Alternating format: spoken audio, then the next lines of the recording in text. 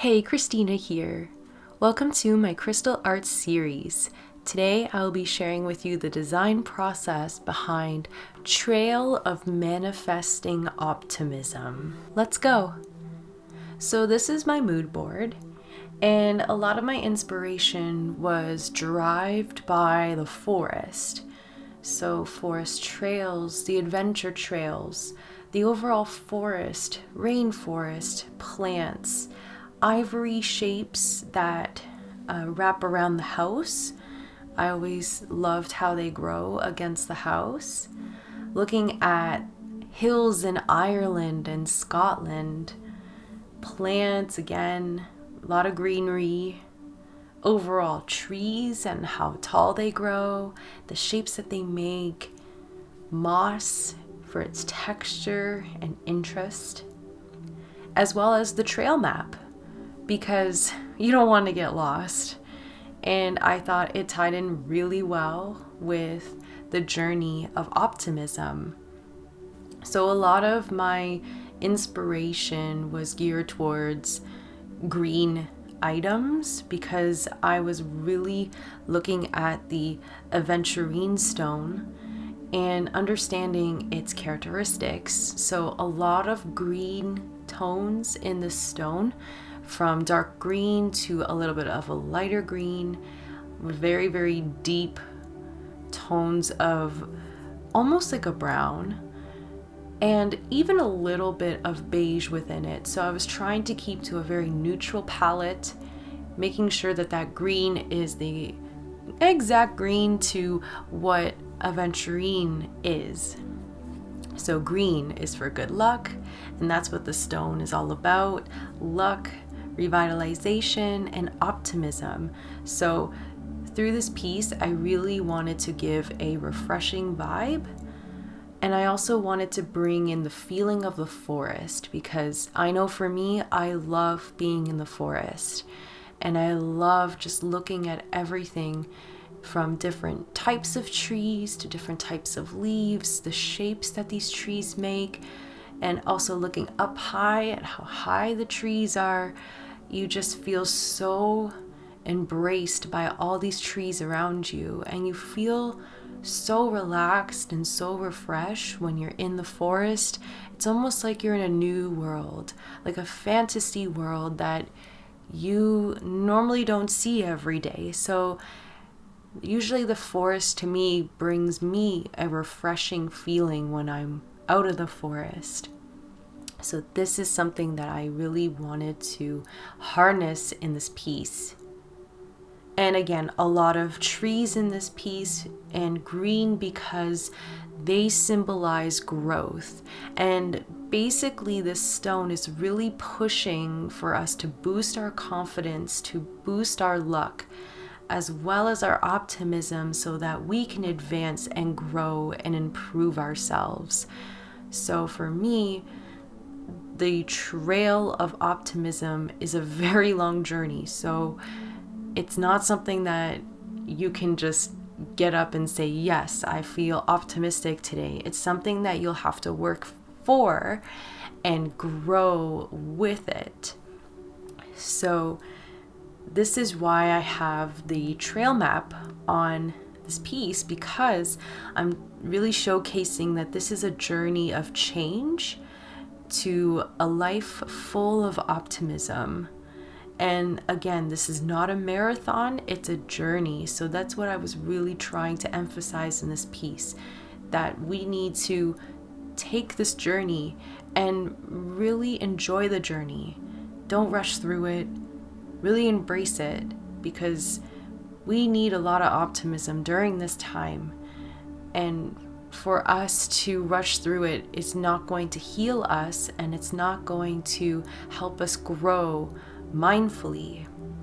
So this is something that I had in the back of my head when I was coming up with this idea for this piece and gathering my inspiration and what kind of idea that I was trying to showcase. So now moving into Procreate. So I always like to start with just mapping out my composition, how I wanted everything to look. So I started with the monoline brush tool, mapped out the composition.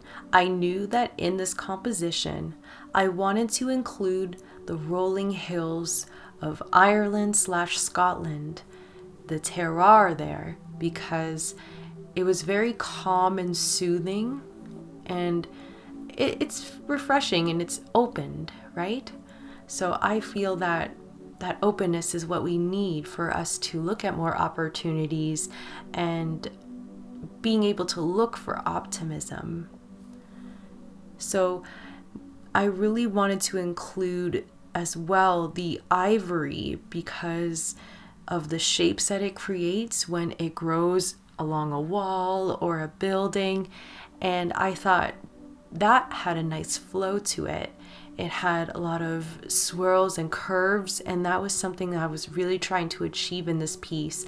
A lot of really round curves and no sharp edges, because we're trying to stay positive and uplifting, and we need to have that comfort there. So I was really focusing on those two specific references, and then really tying into the forest references that I collected. So I wanted to add 2 simple trees to define the characteristics of a forest and the journey. And I really didn't want it to take too much away from the piece, but just enough to understand that it's a forest. The next part, I wanted to add in the base colors using the lasso tool to keep everything green and neutral, because I wanted to stick to Aventurine's characteristics, which is that beautiful true green that this stone has. Now the next part here, I was adding in some texture, so I really loved the moss texture that I found in my references. So I was trying to find a brush to match its likeness. So the rainforest brush was the one that I used for this section to create some depth and texture. I used a dappling effect to create the shades of green and brown for some variety and a hint of rolling hills, as well as the trail, the adventure trail, because there's all these different bushes or different leaves that you'll see, or if you look in the distance, you'll see a lot of interesting hills from afar.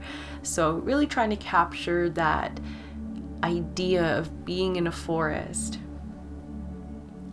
In the second hill though, I used a more subtle texture using the old beach brush to allow the big green hill to stand out, because that was the whole idea. I really wanted to show some depth here. So I really want to showcase foreground, midground, and background, because you really want to have that feeling that you're right in the forest, because the forest is very deep. It can go as far as you want. So I really want to showcase that this is a very long journey. The contour lines that I added here, they actually mimic the trail of a map. So I actually kept them in the piece because it signifies, again, a journey. And I wanted to soften the color at least to a lighter gray to really make it loose and offset for a more loose, imperfect, organic look, because the journey is not going to be perfect. It's going to be winding roads. You might fall off track a little bit, and I really want to emphasize that story, because again, we are going to fall off track at some point in the journey. We got to make sure that we keep ourselves on track. So I thought that was a really interesting way to communicate that.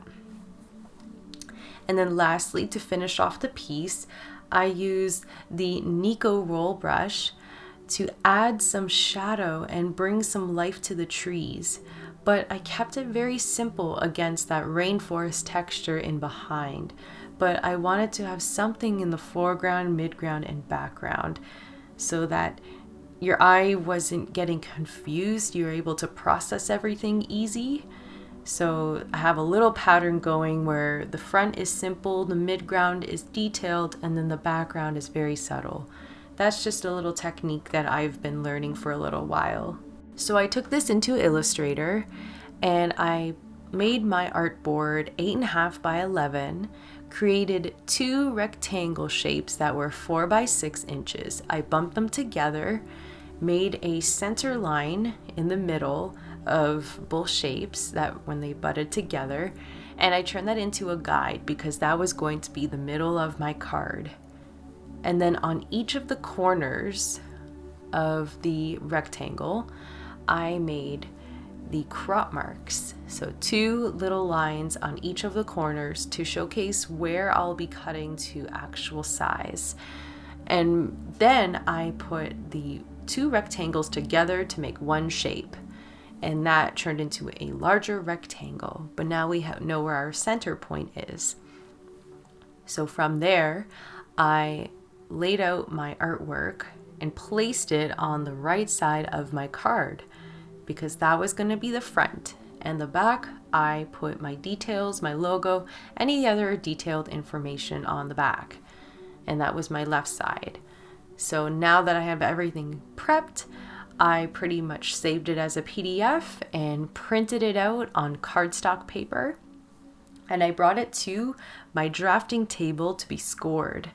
And basically scoring is just a utensil that you pretty much run down the page and it makes an indent so that you can have a really clean fold line. And that usually helps me out big time so that my fold doesn't rip. I want to make sure things are really neat and line up correctly and that the fold line is straight. Now I am on to cutting, so I have my cutting board and my X-Acto knife and my ruler, and I lined up my crop marks to the ruler and I cut it down to size. Once we had everything cut down to size, we were ready to decorate. So I thought for this piece, I haven't really used much wrapping paper lately, so I wanted to come back and give it a try again. So it was a great time to use gold foil for this. So to accentuate and bring even more dimension to this piece, I cut a few pieces of gold wrapping paper, but only did it to one tree to make it look like it was more closer to you. And I laid out these pieces over the shadow shapes within the tree to create interest and some shine to it so it wasn't so flat. And that was it, guys. That was pretty much my process, and I hope that you guys enjoyed it, and I hope that you stick around for more of my videos. Have a good day, guys. Keep smiling. Bye.